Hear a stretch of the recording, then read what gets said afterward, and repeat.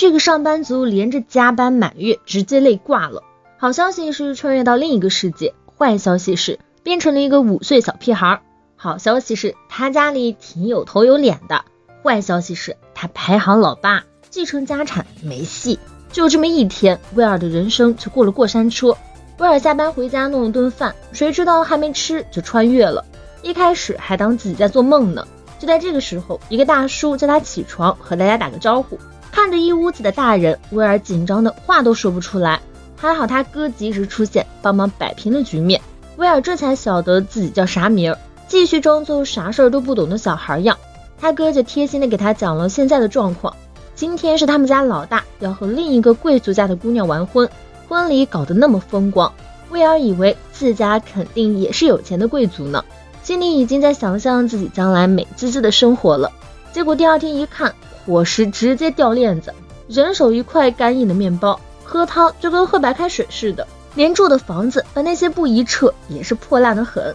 没错，他们家就是那种名声在外没落的贵族。虽然没落，可贵族毕竟是贵族，二子结婚自然得在众人面前保持体面。威尔还以为他就2个哥哥呢，心想作为没落贵族家的3儿子，日子应该也过得去。谁知道今天哥哥们一个接一个露面，数来数去，他竟然是个穷困贵族家的老8，领地就这么点大，800人口顶天了。关键的是这个年代长子才能继承家产，昨儿那大哥已经娶媳妇了，今儿成年的哥哥们都得另找地方去闯荡。威尔才5岁呢，能暂时待在家里，将来早晚也得出去自谋生路。就快走的那一个一直照顾他的哥哥语重心长地教导他，在家时可不能只知道玩，不然将来独自生活可不容易。看着3个哥哥一个个走了，威尔心里忽然就开始慌了，回家就扒书架，想找找有啥能学的本事，把那些没用的小说一塞，不小心拽出来一个水晶球和说明书。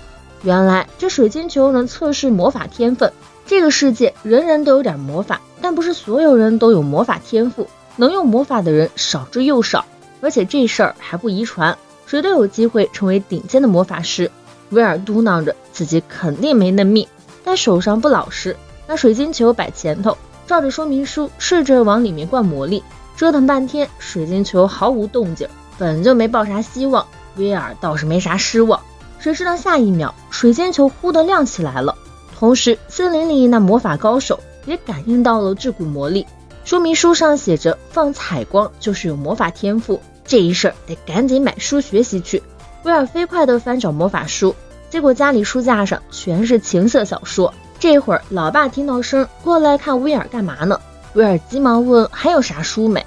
爹说我字都不认识几个，书多了也没用，叫他快去森林里捡柴去。威尔只好自个儿在森林里练习魔法，可他根本就不懂怎么控制魔力，只能模仿电视里看过的各种酷炫的姿势，结果当然是啥效果也没有。突然眼前冒出来一位长发大美人，这人说自己是魔法师，叫艾弗列，拿过威尔手里的树枝一扔，扔下了悬崖，结果砸下悬崖边的一块石头，恰好砸到了下面的野猪，野猪一激动直接冲上了悬崖，威尔吓得撒腿就跑，却被艾弗列一把拉住了。这就开始现场教学，先叫威尔感受体内的魔力，慢慢让他在身体里流转。威尔静下心，按艾弗列说的去做，真的释放出魔力，把野猪给震开了，但威力还差得远。艾弗列亲自上阵，轻轻一挥手指，野猪就飞出去了，接连砸断3棵大树才砸在地上。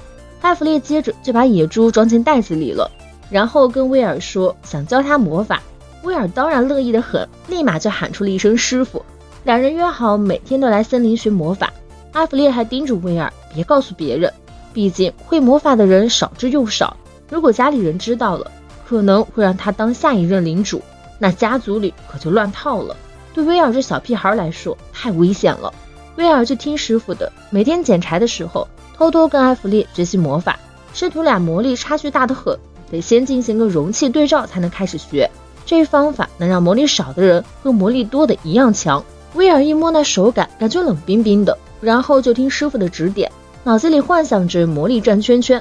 看到师傅那浩瀚的魔力，有了这魔力，又加上大师傅的教导，威尔几天就进步飞快，已经能使出高级魔法了。师傅还真细心，威尔练习时，师傅去摘野菜，这样家人就不会起疑。晚上妈妈还特别加了个菜，但老爸发现了有点不对劲儿，因为有一种野菜只在桥那边河对岸长，才5岁的威尔是怎么过去的？难道是施了魔法？原来白天爹爹就看出水晶球动过，想起威尔之前问的问题，但他没往心里去，还笑威尔怎么可能会魔法呢？家里人也跟着笑，只有大哥担心威尔真会魔法，这样自己的继承权就岌岌可危了。而威尔对大哥心思一点也不知道，他开始学探测魔法了。师傅带着他在天上飞，威尔闭上眼睛感知周围的生物，感觉到鸟儿就朝那边扔石子儿，用魔法控制石子直击飞鸟，一下子就打中了飞行的鸟，和艾弗列一起享受了顿烤鸟，还抹上了森林里找到的调料。艾弗列学威尔往上面倒了满满的芥末，然后面不红心不跳的吃了下去，还夸那鸟吃着真香。威尔心里挺震撼的，还没来得及问师傅感想呢，艾弗列就劝他以后别钻森林深处了，里头的魔物不是他现在能对付的。但魔之森林也藏着很多稀奇的东西，普通森林找不到的食材和草药，要是敢冒险去采，说不定一夜之间就发财了。不过到现在还没人能活着回来过。威尔把这事儿记在心上，开始跟师傅抱怨，最近大哥对他的态度越来越奇怪。艾弗列猜测，可能他察觉到威尔会魔法了，担心这会威胁到他的地位，于是就建议威尔，如果不想当领主，可以考虑做个冒险者，看看外面的世界。威尔也觉得这主意不错，晚上就跟爸爸说想去冒险者学校。爸爸倒没啥反对的，就是家里没钱供他去读书。幸好艾弗列告诉威尔，冒险者学校所在的城市商业很发达，连小孩都能加入商业工会。威尔决定卖猎物挣学费，可这边离那大城市挺远的，威尔得先学会移动魔法，比如瞬移或者飞行之类的。艾弗列就带威尔试了试，两人飞到了森林上面，那广阔的世界威尔以前都没有见过，他一下子就被迷住了，却不知道师傅的身体越来越不行了，晚上总被黑气围着，每次这样他就念叨时间不够用。第二天，艾弗列告诉威尔，明天就是最后一天修行了。威尔搞不懂，怎么就这么突然？明明才开始学飞行魔法，师傅就是不肯说为什么。晚上他听爸爸说，森林里出现活死人了。活死人是那种有理智的不死生物，外表看着和常人差不多，但是体温超低，身体哪都不太管用了，皮肤也是白得吓人。威尔忽然回想起第一次碰师傅手时那冷冰冰的感觉，还有师傅吃超多芥末也不红脸，以及那皮肤惨白的样子，好多迹象都在说师傅就是那个活死人。然后就听爸爸说，活死人时间一长就会变成嗜血的怪物。威尔就找了个借口跑出家门，想赶紧见到师傅，还使出了不太成熟的飞行魔法，结果摔了个大马趴，翻了好几个跟头。这时师傅终于出现在他面前，威尔还是不相信，就说森林里有活死人了，拉着艾弗列的手说要带他去家里躲避。艾弗列只好坦白了，他说没错，他就是那个活死人。原来是一个贵族的长子得了绝症，那贵族就召集人马去魔之森林找灵药。艾弗列作为他家的魔法师当然也得去，但是森林里的魔物实在太多，还是源源不断的，艾弗列只能边保护贵族边打，到最后魔力全耗尽了，就这样败给了那些魔物。但因为他太执着，艾弗列最后变成了活死人。活死人一旦愿望达成就会消失。艾弗列一直的心愿就是找个人把他那几十年的魔法知识传下去。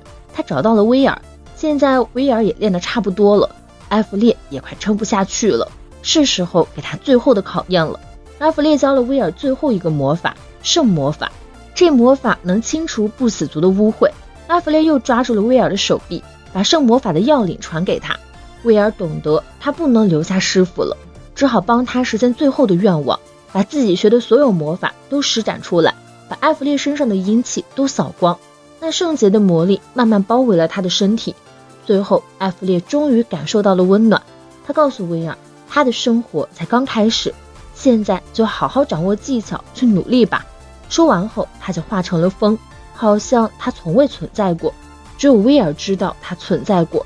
但威尔很快就擦干了眼泪，把师傅的话铭记在心，几年后，他就开始了去冒险者学校的路。此时威尔已经12岁了。这7年，他为了藏住自己会魔法的秘密，在家族里小心翼翼，社交能力也渐渐丧失了，只希望进了学校能有新的开始。但自我介绍做得平平无奇，班上也没几个人理他。老师分发了小队申请表，让大家自由组队去实习。没想到开学第1天，威尔就觉得头大了，连吃饭都没人和他在一起。他还以为自己被孤立了，其实大家是因为太敬畏他才不敢接近。因为威尔是今年唯一的魔法师特招生，其他学生都听说过他强大的魔力，已经是超一流冒险者的级别了。连教魔法的老师都说他们没啥可教给威尔了，跟威尔一对肯定能让人飞黄腾达。现在有3个人盯着他，一个是枪术顶尖高手，一个是格斗高手，还有一个剑法无敌。但还有其他人想跟威尔组队，双方都没先开口，都怕一不小心就得罪了威尔。威尔也不好意思去跟那些已经形成小团体的同学搭讪。结果那3人组里的艾尔文就以为威尔是在默默挑战他们。我一个单枪匹马的，你们组队的肯定比我强吧？要是狩猎时得到的东西少于威尔，那就从威尔的备选名单上划掉。于是大家都拼了，想要抓到更多的猎物来讨好威尔。但这些在威尔面前根本不是事儿，他一个人就从魔法袋里掏出这么多的凶兽。有个小组直接就退出了，觉得自己跟威尔不是一个世界的，实力差得太远了，没法合作。其他人也都同意了。威尔想拿了钱请大家吃饭，提升下感情，一转身大家都不见了。晚上艾尔文他们3个一边喝茶一边聊天。他们3家都是贵族，但他们跟威尔一样，不是长子，没法继承家业，偏偏实力又比家里的父亲和哥哥强那么一点点，所以在家里也不受待见，只能默默的自己练功。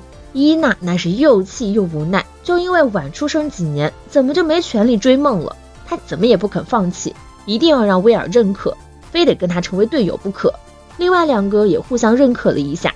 第2天一大早又去森林里打猎，这回碰上了一大群狼，狼群很快就把他们围住了。他们的实力还打不过狼群，幸好威尔在附近，还用探测魔法发现了狼群和同学们，心想救了他们就能交朋友。那些狼正要扑上来的时候，威尔就用土魔法把他们保护在安全的地方，然后自己一个人打退了狼群，还把3个人安全的送回了学校。这让他们亲眼看到自己和威尔的差距有多大，就告诉威尔他们不和他组队了。当然也没完全放弃，他们会练得更强，直到能跟威尔肩并肩。威尔一头雾水，还没有说出自己真正的想法，老师就来说所有特招生都被请去了由布莱斯洛德边境伯主办的英雄会。这位布雷斯洛德边境伯是王国里顶级的大贵族，要是被他看上，或许就能步入仕途。其他同学却冷嘲热讽艾尔文他们3个，说那贵族是想跟威尔搭上线，才叫他们去英雄会的。这3个人可不管别人怎么说，已经乐呵呵的商量着去买新衣服了。威尔还是没能插进大家的聊天里。英雄会那天，威尔真的被那贵族单独叫去谈了。他想着艾尔文他们3个也想得到赏识，就提出让他们一起去。结果4个人都被带到了一个房间，里面竟然是大贵族家的首席魔法师布兰塔克，他还是艾弗列的老师呢。艾弗列原来也是这家族的氪金魔法师。布兰塔克知道自己的徒弟在魔之森林丧命，变成了行尸走肉，直到有一天突然气息全无，意味着艾弗列终于得以安息了。布兰塔克记得徒弟曾说过，想找个人托付终生学到的魔法。这少年不仅是魔之森林附近的，手里还拿着徒弟生前的魔法袋。答案似乎很明显。布兰塔克问威尔是不是艾弗列的徒弟，威尔就不藏着掖着了，直说了实话，告诉布兰塔克自己确实净化了师傅。想到那时的情形，还是禁不住眼眶红了，把魔法袋里的东西都还给他们。那里面可是有魔之森远征军的2000人的物资，这下终于是物归原主了。另外3个人听了威尔的故事，心里都挺难受。原来威尔和他们一个样，也是避免家产纷争才低调生活，他们竟然还说和威尔不是一个世界的，这话说的也太伤人了吧。于是威尔回来后，他们真心道了歉，几个人都把心里话说开了，最后成了真正的伙伴。除此之外，威尔还意外得到了一笔财，边境伯大人竟然愿意把那些物资的2/10换成金币给威尔，还让他继承了艾弗列的宅子。这一下威尔也算是个小有钱的人了。除了那3个伙伴，布兰塔克竟然也决定跟他们一起走，说要去王都汇报下翻领的情况，顺道做他们的向导。他们坐的是飞船，没想到飞到半路就碰上了亡灵龙。布兰塔克虽然魔法厉害，但面对亡灵也是束手无策，因为只有圣魔法才能净化亡灵，场上唯一会用圣魔法的只有威尔。为了不让师傅失望，威尔只好鼓起勇气去战斗了。天空都被阴云遮住了，布兰塔克在飞船内守护着大家，叫威尔在外面放心大胆的去打。威尔使出浑身解数，把圣光打在亡灵龙上，经过一阵激战，终于把那龙骨净化了。刚松口气，就看到布兰塔克示意他把龙骨装进魔法袋里。收东西时，威尔发现了一枚红色晶石，不知道是干啥的，也就一起塞进魔法袋了，然后回船上庆功去了。飞船上还有王都大商会的头，他跟威尔说想在王都买东西可能不太容易，但也没说为啥。飞船又飞了几天，最后终于在王都落地了。埃尔文他们想先去弄几套礼服，布兰塔克有自己的忙碌，就把几个小伙伴托付给了商会会长。谁知道布兰塔克一离开，威尔就因为打败古龙被国王叫去了，他的小伙伴们就先去哥哥家了。威尔被商会会长带到国王那，这位国王看着严肃，但给的奖励一点也不含糊，一上来就给威尔一个第6位的准男爵称号。威尔赶紧按会长的指示宣了誓，这一下他也是个准男爵了呢，还拿到了双龙勋章。这意味着他和家里以前的关系都断了，他的爵位都比他老爸还高了呢。不过这个男爵头衔当起来也不轻松，加上威尔这么年轻就是这么厉害的魔法师，自然就有人想要拉拢他或者排挤他，亲自上门或者找工作的人也是络绎不绝的。这也是为啥会长之前说威尔以后买东西难呢，甚至可能短时间都出不了门。威尔只好叹气回到了哥哥家。哥哥是入赘王都贵族家的，现在婚礼都快举行了，家里的贺礼竟然还没送出去，这让人觉得新郎的家里没教养，是些没礼貌的低贵族。实际上他们家也确实这样，继承了爵位的大哥只寄了封信过来，说家里穷得叮当响，让另外2个离家的哥哥帮忙出钱。可是这2个哥哥都是普通的警务卫队员，也挺穷的，根本就掏不出什么好的贺礼来。威尔就主动说他来出钱，心里还埋怨了一句，做贵族真是够烦的。忙碌了一整天，终于能歇会儿了。会长注意到威尔的叹气，就跑来和他聊天。之前威尔让他帮忙找的谜曲，他好不容易给找到了，急着想要讨好大魔法师。威尔拿到谜曲的那天晚上，就带着3个小伙伴进厨房，开始尝试自己做味噌。本来是要等1年才能发酵的，不过用了点魔法，一下子就搞定了。来这异世界这么久，终于尝到了家乡的味道。威尔心里那叫一个五味杂陈。作为新晋贵族，得过个洗礼仪式，是教会的大佬霍尔海姆邀请他的。为了表示感谢，威尔也是特意准备了礼物。霍尔海姆笑着一声不吭，让他孙女爱丽丝端茶来打招呼。2个年轻人就这么简单寒暄了一下。威尔发现这爱丽丝身上还有魔力呢。霍尔海姆挺骄傲地说，他孙女会用圣治愈魔法。说到神圣魔法，爱丽丝还比威尔厉害。威尔自己就会个净化，爱丽丝在教会里一直在做圣职工作，帮人治病，大家都叫她圣女。霍尔海姆其实希望孙女能嫁出去，威尔就随口一说谁娶到你孙女是谁的好运呢。没想到客套话一说，就把自己给套里了，1分钟不到就跟爱丽丝订了婚。订婚后，威尔都懵了，我们刚才不是在说着玩呢吗？霍尔海姆可不管那一套。威尔回去跟伙伴们说了这事儿，谁知道无论哥哥嫂嫂还是伙伴，谁都没有意见。反正这个时代的贵族哪有恋爱的传统，能给他们1分钟相识也算多的啦。紧接着威尔就打扮成小丑模样，准备进城溜达溜达。不这么打扮很容易被认出来，结果还是被认出来了。街上人都炸了，好多人都想当威尔的家臣。威尔只好带着埃尔文瞬移回家。哥哥劝他还是收个家臣得了，让家臣帮忙挡其他人。埃尔文在旁边开玩笑，问威尔要不要他做家臣。威尔二话不说就答应了，然后悄咪咪地跑去霍尔海姆家找爱丽丝。他还在纠结早上订婚的事儿太草率了，想亲口听听爱丽丝的真心想法再说。结果爱丽丝对这婚事欣然接受，威尔也就不再挣扎了。反正爱丽丝这么漂亮，他觉得也挺值的。另一边，路易斯和伊娜一回家，就听说艾尔文成了威尔的家臣，见他那摆谱的样子不爽，两人就打算向威尔后宫的位置努力。威尔一回到家，他们就开始勾引，可是他们跟威尔太熟了，这点拙劣的勾引根本就没用。路易斯晚上就开始做性感衣服，还给伊娜也准备了一套。他们的谈话被楼下的威尔全听在耳里了。这时候威尔正在收霍尔海姆管家送来的请柬，邀请他明晚和爱丽丝一起吃饭。等到了约定时间，爱丽丝特意换了打扮，看着更加美丽动人。但他们俩现在彼此还不太了解，聊天都不知道该说啥。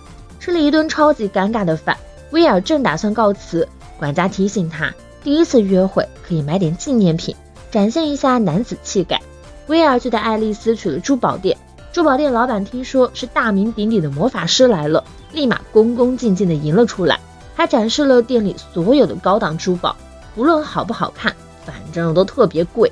这品味威尔都忍不住要吐槽，但为了证明自己的诚意，还是给爱丽丝挑了块魔晶石戒指。那戒指得花300金币，换成日元得3亿呢。可这毕竟是未婚妻的第一份礼物，威尔还是咬咬牙付了钱。他们俩回去的路上才在马车里聊开了。爱丽丝以为威尔懂得魔晶石的价值才买的，威尔却说他只是觉得那戒指适合爱丽丝才选的，没料到自己不小心就选了魔晶石。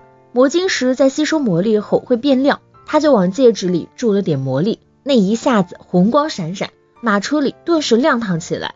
看着五颜六色的光照在威尔脸上，爱丽丝心里突然有点小激动。回到家，管家就给霍尔海姆报告了威尔今天的表现。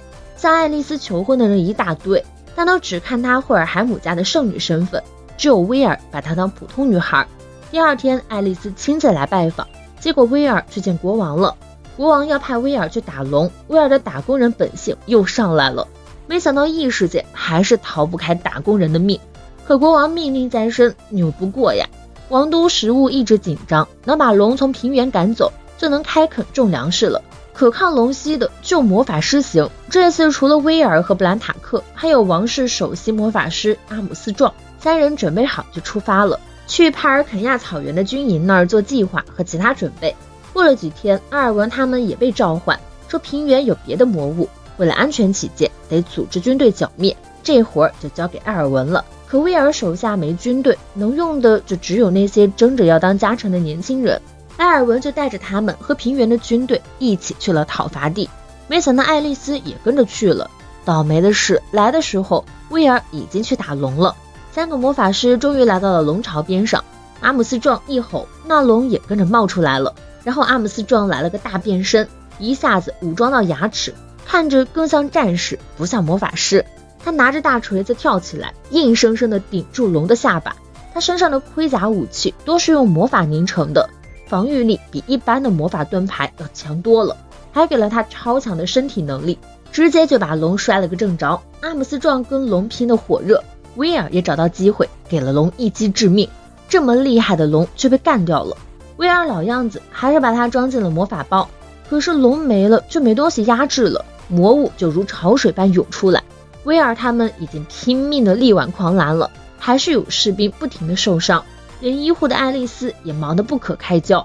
不过她听士兵们说威尔多勇敢，一想到将来嫁给这样的英雄，内心又骄傲又忍不住担心，因为威尔之前跟她说过，自己其实不是天生的英雄，所以别人叫他英雄他会感到压力。不过这次威尔又顶住了，受伤的士兵说他们赢了，但紧接着又有人叫医护，说威尔受伤要被运过来了。爱丽丝急忙跑过去，看到威尔没事，松了一口气，但紧张过度一下子晕倒了。原来他这些天都在强撑，现在知道胜利了，看到威尔也安全，终于放松了，晕过去了。这场战斗他也是出了不少力，士兵们还给他戴上了圣女的名头。威尔心里感激爱丽丝，正想站起来给自己弄点水喝，结果爱丽丝一把抓住他。他跟威尔说，他知道他不是什么英雄，让他在他面前不用那么有压力。威尔听了这话，感觉心里轻松了不少。这时候阿姆斯壮突然喊着他外甥女冲过来了，谁知道阿姆斯壮竟然是爱丽丝的舅舅呀。大家休整好之后，就带着好消息回王都了。威尔被国王留在王都，爱丽丝作为未婚妻，自然经常和他在一起。路易斯和伊娜在人未婚妻面前都不好意思太显眼，爱丽丝倒是一点也不介意威尔有别的女人。既然几个女孩子都没意见，威尔自然也乐得接受，就把伊娜和路易斯也安排进了后宫。过了一阵，威尔的大哥也入赘进了一个贵族家。婚礼上，威尔的哥哥们提起了武艺大会，现在全国的眼光都在他身上，这种大场面他当然得参加。可武艺大会可没魔法比的，只有剑术、枪术、血术和格斗术，这对于只会魔法的威尔有点难。其他那些他啥也不擅长。不过队里的几个伙伴各自都有所擅长，伊娜和路易斯听说后都开始刻苦练习，唯独艾尔文没啥动静。他现在可是有靠山的人，练不练好像都无所谓。最后布兰塔克提醒了他，不努力的话，可是很快就会被伙伴们甩开的哦。他终于反应过来，决定要拿下武艺大会的第1名。晚上，威尔宣布爱丽丝加入他们的冒险小队，这件事大家当然是没意见。第2天，大家就开始疯狂练习了。埃尔文那股子要赢的劲头真是太强了，他总是跑在最前面，伊娜和路易斯也不甘落后的紧紧跟着。威尔竟然跑到了最后头，一旦没了魔法，他就啥也不是了。不光是跑步，连做引体向上都输给了埃尔文，拿剑一不小心还能把自己给绊倒。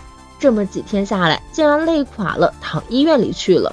埃尔文那边却是越来越卖力，手上的老茧都磨出血了，他还是死活不愿意停下来休息，继续拿剑苦练。几天后，听威尔说瓦伦先生打算参加武艺大会。瓦伦先生是禁卫军团的大佬，连续2年都是武艺大会的霸主，这一届自然也是夺冠热门。这次他要是参赛，埃尔文的冠军梦可能就要泡汤了。但埃尔文并没有因此就打退堂鼓，而且他看威尔对爱丽丝的态度，更信任这位队长不会因为队员落后就抛弃任何人。这份心态一稳，他的进步就变得特别明显。终于武艺大会当天到了，威尔他们还在做准备，爱丽丝也给他们带来了便当。谁知道威尔的第1场就碰上了瓦伦先生了。裁判一声令下，威尔还没怎么反应过来，就被瓦伦先生一棒子打在肚子上，直接在场上昏厥了。退下来的速度跟下楼买个东西回来似的，有点让魔法师的脸面挂不住啊。埃尔文他们3个可就厉害了，一个个所向无敌，可惜都没进决赛。路易斯在预选决赛半决赛就输了，伊娜在预选决赛时遭遇了老想当威尔加成的罗德里希，也是输给了他。他们这才发现那个街头艺人样的人有多厉害，只有埃尔文一个人挤进了正式比赛，可他已经是遍体鳞伤，右手臂也受了伤，大伙都劝他别硬撑了，直接放弃吧。埃尔文却想坚守和威尔的约定，他非得赢个冠军不可，毕竟他没魔法，要在威尔的队里立足确实不容易。听到这个，伊娜和路易斯建议他先开便当看看。这便当其实不是爱丽丝做的，是威尔通宵达旦弄的，里头还用鸡蛋雕刻出他们几个人的模样。对威尔来说，队友就是一辈子的伙伴，所以埃尔文根本不用担心被抛弃的事。但也正是因为这样，他更不能在赛场上临阵退缩了。转眼间3年过去了，威尔终于15岁成年了，也可以当正式冒险者了。结果布兰塔克马上就给他们来了个委托，说是去勘察古遗迹，是王室下的强制委托。威尔他们5个跟着布兰塔克出发了。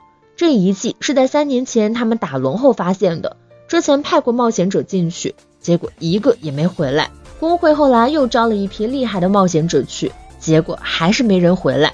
上面就怀疑里面有龙，毕竟他们小队叫屠龙者，这不正好吗？这委托简直就是为他们定做的。一行人跟着布兰塔克到了一扇门前，结果一进去就踩到了一个巨大的魔法阵，一下子就被传送到了最底层。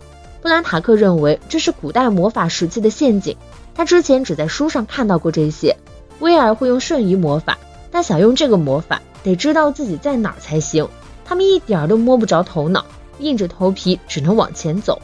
一来就遇上了成群的小魔偶，实力不强。布兰塔克让埃尔文他们3个下场打，自己和威尔用风魔法固定那些魔偶，爱丽丝负责给大伙疗伤。可这魔偶就跟没完没了似的，一个接一个，他们走一段就得对付一大波，这么打下去魔力都不够用了。难怪之前的冒险者一进来就回不去了，这战斗没完没了，真是消磨人的意志。好不容易他们终于到了一个房间，房间里竟然有条龙在那等着，准确的说是石像龙。这一会儿大伙剩的魔力都不多了，身后又冒出来一堆魔偶，前面强敌后面追兵，连威尔他们都快顶不住了，现在只能孤注一掷了。布兰塔克把剩下的那点魔力全都给了威尔，两个人的魔力合起来朝石像龙轰去，但还是差那么一点。这时爱丽丝走上前给了威尔一个吻，说这是奇迹之光魔法，吻完就晕倒了。威尔感觉力量充满全身，一鼓作气把石像龙给干掉了。魔偶们也停下了动作，大伙儿赶紧把晕倒的威尔和爱丽丝弄到床上，这才看出来这里是个图书馆。布兰塔克还从书上看出这陷阱是古魔法师伊修尔瓦伯爵搞的，他就是那制魔导具的第一人。至于为啥要设置这种复杂的陷阱，是想试试来的人有没有人配得上他那一大笔遗产。对头喽，这遗迹是伊修尔瓦伯爵留下的宝藏，有7艘魔导飞艇呢，还有超级魔晶石当动力源，各种魔偶也不少，还有很多的素材资源，珍贵的研究资料也有一堆。总的来说收获巨大，但把这些东西弄回来，威尔他们得到的奖励才每人200万金币，王室还得分20年付清。看来这王国真的挺缺钱的。王室这么一副抠门样，威尔当然不想再帮他们忙了，拿了奖励就打算带伙伴们溜了。但他在王国太出名了，不知不觉树敌无数，很多人都看他不顺眼，有人趁他出去探险时还散布他死了的谣言。为了家里不出岔子，找个手巧能干有忠诚的人留守，最合适的选项是一直默默喜欢威尔的罗德里希先生。罗德里希被威尔亲自邀请，当场就激动落泪，还主动要查清楚谁在传谣，让威尔他们安心离开。但在这之前，威尔还得做件事儿，他又带队伍去了一次那个遗迹。威尔问有没有能把脑子里的东西变为现实的魔法，的确有这魔法，不过得要大量的魔力。对威尔来说这不是问题，他站在魔法阵上开始想象，结果第一个想出来的是个胖子，是因为他们刚扯过胖子的事，紧接着才开始认真想象，然后就召唤出来了一车子不知道啥玩意儿，4个人齐心协力拉车回了家。回家后威尔就办了个宴会，请了这几年照顾他的伙伴们，大家吃喝玩乐的时候，威尔展示了他召唤的神秘物品，居然是地球上的金枪鱼，和金枪鱼一起的还有他自己研发的酱油配着吃，没吃过的异世界人一尝就惊艳了。这时候罗德里希带着消息回来了，是卢克纳会计监察长在传他死讯。这个监察长是财务卿的亲弟弟，财务卿本人也在威尔的邀请名单上，但和这事儿无关，弟弟只是想把和威尔关系好的哥哥从财务卿的位子上拉下来，加上威尔如果真的挂了，他有没有子嗣，监察长就可以找威尔老家的父亲和哥哥，告诉他们这件事，让他大哥的孩子继承爵位。威尔听完也是哭笑不得。罗德里希说他已经替威尔出头了，用同样的手法回击，在城里散布卢克纳想在地下城害威尔的谣言。2天内这事儿在城里传开了，王宫都派人来调查了。罗德里希查得快也是有原因的，他其实是卢克纳的私生子，清楚父亲的为人，所以直接把目标锁定了。就在这时，爱丽丝拿着金枪鱼来了，让威尔一起吃。紧接着一直跟踪他们的威尔玛也终于露面了，可是一言不发，直接就冲着金枪鱼去了。这威尔玛是军中大佬艾德格大人的闺女，他老早就打算把女儿撮合给牛气冲天的威尔，可威尔玛眼光高着呢，这阵子就偷偷盯着威尔，看他到底行不行，看威尔是不是能让自己大快朵颐的那种人。哎呦，原来这大小姐特别能吃，难怪之前乔威尔他们吃饭时总是控制不住自己，都是因为嘴馋呗。一见着金枪鱼立马就忍不住了，说着说着就缠上了爱丽丝，又去要吃的。不过说回来，也不只是爱吃，她还是个力大无穷的怪力少女，浑身肌肉随时都充满魔力，一直保持着增强状态。也是因为这样才得天天吃个没完补充能量。这下威尔的后宫又添了个大胃王女汉子，为了这股新鲜劲儿不白费，王都的贵族们又给威尔找事儿做了。边境伯拉着威尔他们又得跑一趟魔之森，是因为当年派出的军队全都没了，他们基本都变成了不死的丧尸，得在变成更厉害的巫妖之类的不死生物前把他们净化。威尔借这个机会回了趟老家，没想到大哥态度这么差，还非得让威尔上缴打怪得来的材料给他。一般上交领主3成就行，大哥非得要5成，谈话间逼得人压力山大。威尔在心里都得吐槽几句，大哥这就跟个没事找事的傻逼似的，其实就是眼红弟弟现在风光，自个儿还是个穷酸贵族，心里那个不是滋味哦。尤其是之前还听说王都传来的消息，说威尔挂了，以为自家儿子能继承爵位，这会儿一看威尔活蹦乱跳的，原计划全泡汤了。而且那帮死了的士兵中有好些是他们领地的人，在世的亲属们都盼着威尔他们能把那些士兵的遗物带回来。威尔谈话时候就提过这事儿，是大哥觉得这没啥用，不过威尔打算还是得尽力而为。夜里大伙就到了魔之森的边上，一个接一个的变身成祖安人，开始破口大骂那些不死生物。意外的是，不死者还真被骂声给引过来了。爱丽丝跟威尔就给他们来了一个大范围的净化魔法，其他人负责搜刮遗物。这时候走来一个看着地位不低的僵尸，身上穿着华少的盔甲，肯定是那军队的头。结果跟其他僵尸兵一样，一被净化就立马升天了。原本以为这下完事儿了，谁知道突然飞过来一头翼龙不死族，还没被净化魔法给处理掉。威尔马上挡在大家前头开打，一斧子就劈了翼龙的头，紧接着翼龙的身体也变成金光消失了。原来净化魔法对翼龙是管用的，只是有点延时。接着森林里又冒出来不少魔兽不死族，这些都是远征军打败的魔物，大都是艾弗列干掉的。威尔和爱丽丝继续保持净化圈，其他人负责把魔物往圈里赶，一直忙到第二天，只剩下了个老爷爷，已经变成了巫妖，还会说话，但听说自己孙女过得好，立马就放下了执着，手一松，兵器掉地上了，让爱丽丝施净化魔法。大家最后带着士兵的遗物回到了自己的领地，还交给了他们的家人。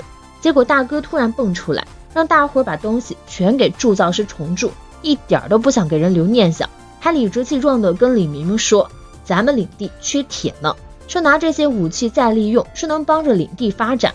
这话威尔听着都难受，就算真缺资源也不能拿人家的遗物啊。威尔为了让大家留下亲人的东西，直接给大哥摆出一大堆理由，谁知道这反让大哥更烦他了。威尔本来就不想待在这儿，可这边境伯大人硬要他留下听候差遣，非得把东西拿回去鉴定一番。布兰塔克他们也打算在这多待会儿，威尔只好跟着一起了。几天后跟村里的人一起去参加葬礼，爱丽丝也祈祷着那些死去的士兵。晚上大家又聚在一起搞庆典，威尔大嫂带着俩娃也来凑热闹。大嫂那貌美在镇上都是出了名的，对威尔也挺好，没啥成见。俩小的还要缠着威尔听屠龙的故事。庆典一结束，威尔就跟他们挥手告别，正打算回临时住的地方，被一个村民叫住了。村民居然想让他做领主，还说这是所有领民的心声。威尔心里明白，把这地方给他那个不靠谱的大哥是没啥前途的。威尔当然不想跟家人因为权力起争执，更别说他更向往自由的冒险生活。村民说完全可以让他的家臣罗德里希来管。罗德里希确实也能干，但威尔担心王宫那边不答应。突然布兰塔克走过来了，说其实王宫也支持威尔当这里的领主，王宫老早就想整治这块大得吓人的荒地了，可怎么搞都没个头绪，开发工作总是半途而废。因为这里的领主一代比一代还要平庸，轮到威尔大哥这儿更是烂到家了，简直还是个渣男，所以绝对不能让他坐上领主的位子。为了让威尔能顺顺当当的接管这片土地，国王他们还特地想了招，派威尔来激怒大哥，好让他自爆，然后威尔上场收拾残局，再把责任甩给他们的爸爸，这样换领主的事儿就水到渠成了。到了这个地步，威尔才明白，他也只能咬咬牙，硬着头皮照着国王给他的剧本走呗。正当他琢磨着怎么减少摩擦，村里的人已经坐不住了，一群人直接就想找威尔爸爸换个继承人。威尔大哥只知道重用自己人，还对别人征收重税，整个领地的领民都快活不下去了。为了孩子们的将来，村民们都准备豁出去了。还好威尔他们及时阻止了，这才发现原来大家都误会了。村民们以为威尔明天就走，所以才急匆匆的想要采取行动。威尔赶紧澄清，说自己还没打算走，这一切都是当初那个劝他做领主的大叔在背后捣乱的。布兰塔克一看不对，赶紧去把那老头子给拦了，直接警告他别再掺和这件事。老头子答应了，还叮嘱布兰塔克得小心亚美丽，就是威尔那个漂亮的大嫂。威尔想了又想，还是找到大哥，说他不想跟大哥争，只希望大哥当了领主能把荒地分一块给他，如果他点头，自己就帮他升官发财，还给他弄开发资金，这不是挺好的吗？结果大哥就是因为成见，死活不肯答应，硬是觉得威尔要慢慢抢他的权，直到成为领主，也不想想人家现在就是准男爵了，稀罕你这么个小领主吗？哥俩最后吵翻了天，大哥气炸了，把威尔赶出去。威尔也挺懵的，最后决定还是得做这个领主，但他不打算按王宫的剧本来，他要找个大家都不受伤的结局，得靠小伙伴们一起帮忙，他们也肯定不会让他失望的。他们先在领地里带动经济，整个星期都在搞贩卖会，都是王都进的好货，价格还实惠，村里人都来他们这儿买东西，大哥那边的亲戚们就赚不着钱了。晚上还被威尔他们教育了一番，学了不少思维方式和赚钱技巧。那几个人就背叛了大哥，跑去加入威尔阵营。同时威尔还在城里给大嫂和孩子找了个房子，打算闹完事儿把他们安顿在这儿，然后把大哥送教会，这样一来王宫也不会轻举妄动，到时候就让大哥在教会里反省和祈祷。不知不觉大哥身边没了亲信，大家都被威尔给的福利吸引过去了。大哥最后想亲手弄死威尔，夺回自己的一切，但他一个人怎么可能是大魔法师的对手？于是就有人盯上他了。有个神秘的黑袍人拿来了叫幻龙笛的神奇玩意儿，跟他说这玩意儿用了就啥都不怕。这人其实是卢科纳派来的卧底，他们就是想让大哥当领主，好让他们能插手荒地开发的生意。大哥当然是二话不说就应承了。威尔他们啥都不知道，还以为大哥就是个普通角色，然后就把威尔一个人去荒地的消息放出去。大哥见威尔来了，就叫他别演了，其他人也只好纷纷上阵。但看到大哥手上那幻龙笛，连布兰塔克都惊呆了。这东西是古代遗迹里挖出来的，一吹就能叫出来一堆龙，这要是让威尔来对付，他肯定得耗尽魔力。被嫉妒和恨意冲昏头的大哥还是吹了那笛子，可吹出来的不是龙，而是成堆的怨念。布兰塔克看出这玩意儿不对劲儿，其实是怨念之笛，一旦吹响就能吸周围的怨念，自己还得变成不死生物，然后靠这力量打架，就是说碰着怨念的肯定没命。现在大哥满心都是怨气，很快就变成了一个巨大的怨灵。威尔他们也没有想到大哥这么恨，发愣的时候爱丽丝反应快，替他挡了一下。威尔赶紧回神去帮老婆，想用上次魔之森的手法强化净化魔法。最后两人齐心协力，终于把那怨灵击溃了，怨灵之笛也掉地上了，但还是有点东西跑了出去，直接冲卢克纳去报仇了。在宴会上帮忙干掉了卢克纳，也算是在死前做了一件好事。犯人是威尔大哥的流言满天飞了，威尔给大嫂和孩子找的那个地方也不能待了，他们毕竟是大哥家里人嘛，在王都混下去估计难了点，想到连大嫂都救不了，威尔就难免有点失落，心里也开始怨那些王都的贵族。布兰塔克说怨念之笛可能是王宫放出来的，看来这事儿可能是国王导演的一出戏。威尔对王室和贵族彻底失望了，但转念一想，自己也算是半个贵族，他就打算在这做个真正的好贵族，想尽办法去改变些什么。搞定所有任务后，国王还是按老规矩召见了，说要给威尔封赏，问威尔想要啥。威尔就提了个要求，因为怨念之笛的事搞得12位法医贵族挂了，也就是说空出了12个爵位，威尔想要2个爵位的任命权。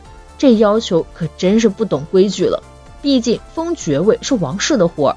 那些看威尔不爽的贵族立马跳出来捣乱，还想趁机抢荒地的开发权。好在阿姆斯壮站出来替威尔撑腰。毕竟开荒地得要大把的魔力，威尔正好魔力十足，国王就让步了，答应给威尔2个爵位的任命权，但得让他全心投入荒地开发，还把威尔的男爵直接升成了伯爵。从王宫回去，威尔就去找大嫂，为了补偿大嫂，他打算把自己的继承权留给大嫂的孩子。大嫂也是感激涕零，而荒地的开发也在威尔和伙伴们指挥下井然有序地开始了。而威尔在异世界的打工人生还在继续呢。